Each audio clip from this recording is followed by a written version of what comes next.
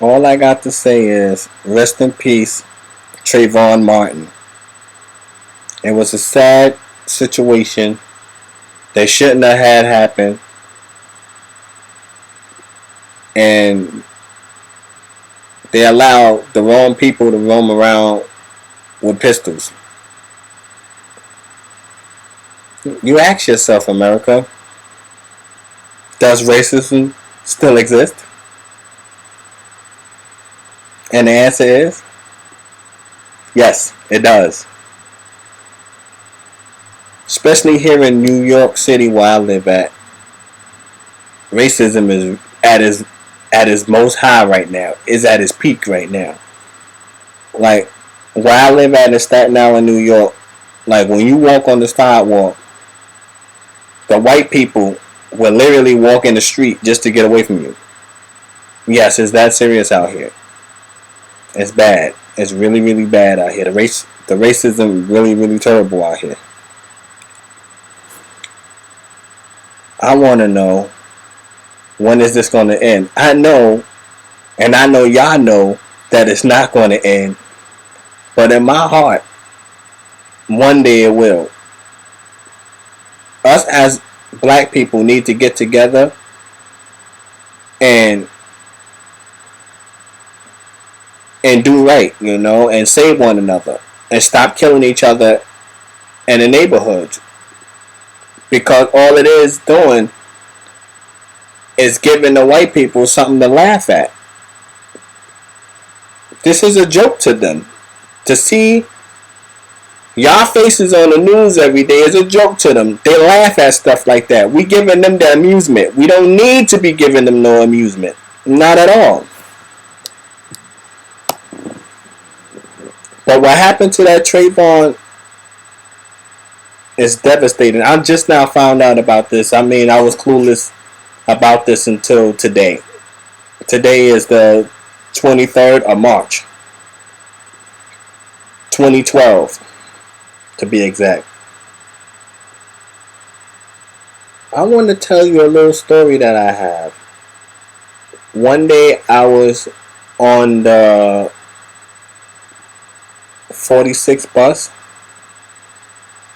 No, the 61 and the... Huh? You said the 52 bus. 52? Nah, matter of fact, I'm sorry. It wasn't even the 52 bus. It was the 61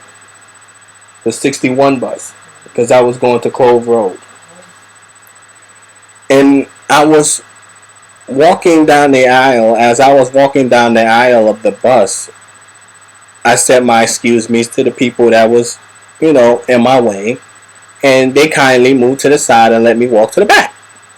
Was very generous of these people. Okay, now when I get to the back of the bus, I noticed that it's all this space and this one person and it's a Chinese lady, and she was sitting on the right of me. I sat down.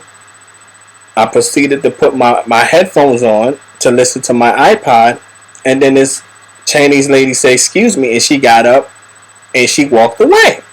So I'm thinking that she's going to walk to get off the bus because, the bus is about to approach a stop.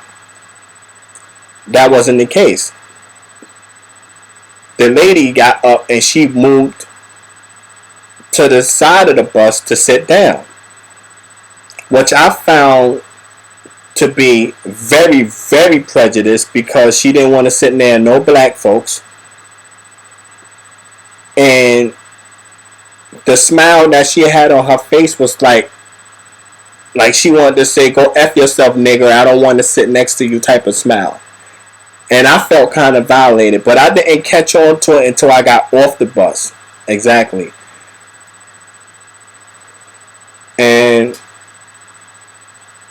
I'm asking this question, like, when is this going to stop, America? Like, I know it's not going to stop, but can we make some changes in the way we live our lives? Do we have to run away from each other every time we see one another?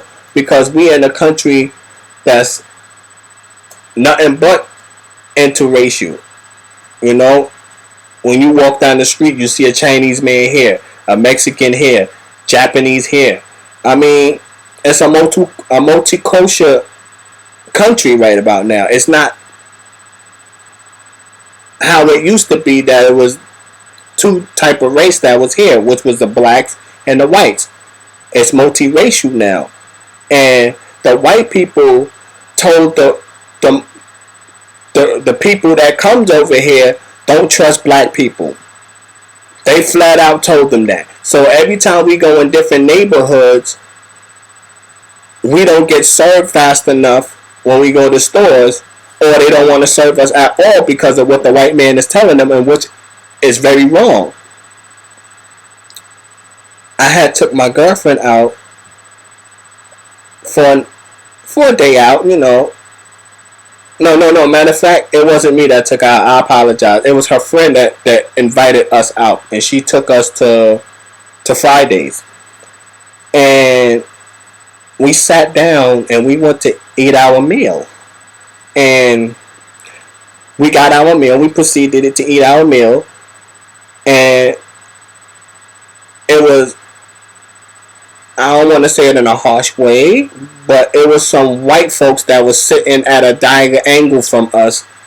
And I overheard the lady tell the waitress, I don't want to sit next to those people. And in my mind, I'm like, what? Those people? Who are those people she's talking about? And her daughter said to her, to the mother, why you don't want to sit here?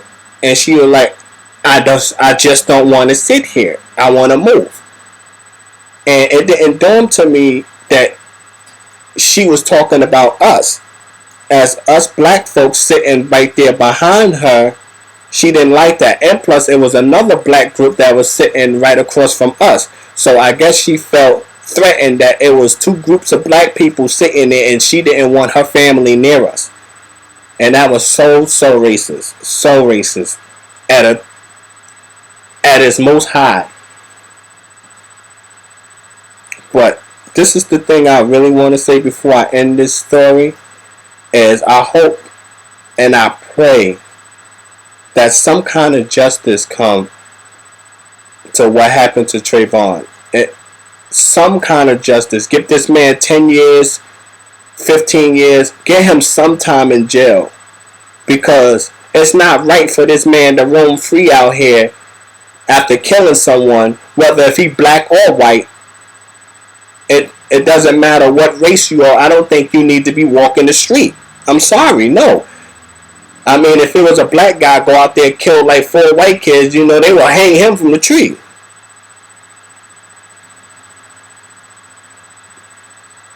But this is not a race issue.